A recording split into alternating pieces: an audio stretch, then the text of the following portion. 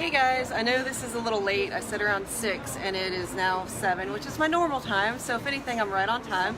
So you guys know that currently I'm a recruiter and resume writing is very important, so I wanted to meet with someone that specializes in resume writing and get tips and tricks and talk to her and see what she's learned.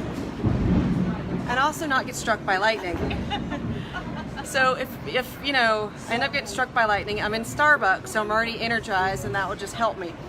So I'm gonna turn it over to JA Gunn, and she is gonna give some tips and tricks, and her contact information is in the live part. So if you want someone to help you with a resume, reach out to her. Had a great conversation. She pointed out a lot of useful information to me.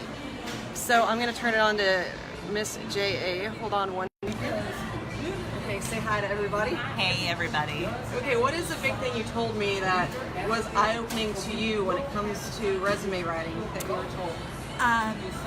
When I first started doing this, I worked with a mentor in IT and who mentors people who are just starting out with their resumes, looking for jobs, how to interview.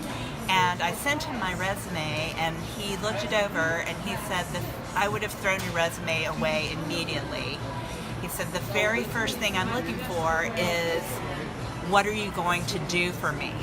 And so the first statement, like some people want to call it a professional statement or a personal statement, is really what can I bring to my employer?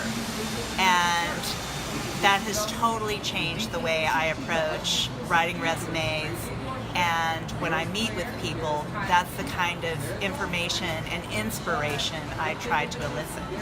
So how's your process? Like, I know we went over the process with me, but for those people that haven't had the joy of sitting down and talking to you, explain why you wanted to meet with me. Yeah. Well, I really enjoy meeting with someone that I'm going to be helping, even after they've sent me all their information, because I find brainstorming to be the most powerful part of this process. And when I do a resume for someone, I provide them with a resume, but as that person grows, it's going to be their resume can grow with them. So when we meet and we brainstorm, I usually find, and this is what I hope for, this is my goal, is that my client leaves really amped up and excited and surprised because they didn't really think of themselves that way before. I find a way to reword or find new words or new ways to say what they've already said, but in a creative and curious way. And I find that my clients often benefit from this brainstorming process, and it inspires them in their job hunt, even before they've got the finished product. So once you have all the information, you sit down, you go over what we talked about, and then you go back to what you're given, and then you figure out the format the person wants, or you have your own format that you like. Well, resumes look like many different ways, and someone, for instance, you have brought me templates that a recruiter really likes. So it wouldn't make sense for me to write a resume that didn't look like what the recruiter wanted. So I do have formats that I like, but as we move into a more digital, multimedia, multimodal age of communication, resumes need to fit that format too. So I have a lot of experience in technical writing, web design, so I know how to move things around and manipulate material and present it in ways that will look good across multiple formats. Because how often do you actually bring a printed format? That's not usually the way we introduce ourselves. And it's usually through email or upload your application, upload your resume and your cover letter to this link. So what that recruiter or what that HR person opens up needs to be eye-catching and like it just needs to grab them, which is the importance of having that personal statement or what can I do for you, and the resume needs to reflect the dynamic nature of the applicant. What do you feel about headshots on resumes? Man, that is tough. Personally, I try to find ways to de-gender as much as possible, which is one reason why I go by JA Gunn. I don't want, unfortunately for me, my gender can work against me. So if that's what's required or expected, then go with the headshot. But I'm not the biggest fan of the headshot, personally. Just like theory-wise, let's put it that way. I am in graduate school, so I do start thinking about like the theoretical, rhetorical applications sometimes.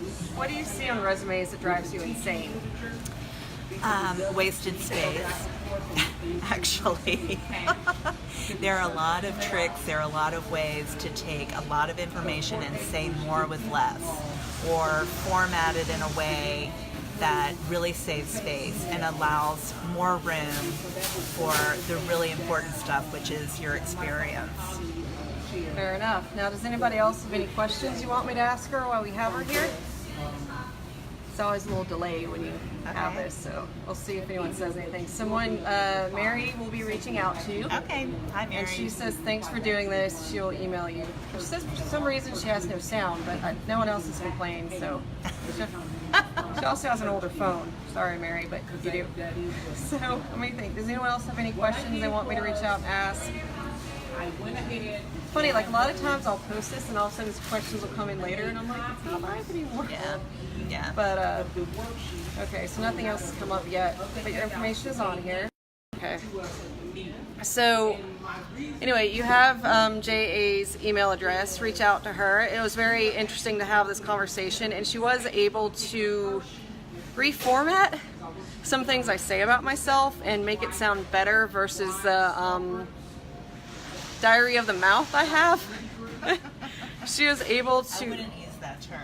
No, you'd make it sound prettier. You'd make it sound an elegant.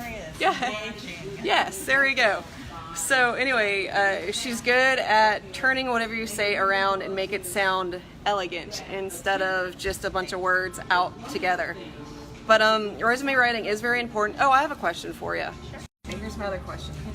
Okay, a lot of recruiters, me being one of them, you check out LinkedIn and you check out people's Facebook. Now, do you, on your resumes, do you put the Facebook link in the LinkedIn, or do you just leave it? You do? Yes, and for you in particular, since you really focus on LinkedIn a lot, you already have the LinkedIn link on your resume, but that is highly effective. And LinkedIn is the Facebook of networking and searching for jobs. So it's important to have that connection. It only enriches what you're bringing to the table. And what about a full address? I don't really think you don't. I don't think that no one is going to mail you. So unless you find it that unless my client really wants it on there, I find it unnecessary information. You could just put Metro Atlanta area even, or that would be enough. It's kind of passe, I think, to have the physical address on there. Fair enough. I kind of agree with that. Okay, so there you guys have it. That is my resume tutorial with Miss JA Gunn, and hopefully it was helpful for you guys. By the way, I am adding this to my YouTube channel. Just Google my name, well, search my name in YouTube, like it, because maybe one day I can make a living doing this, and then I guess I can add it to my resume. And then I can support things that I like, and then things I don't like, there's people who hate me, but that's okay.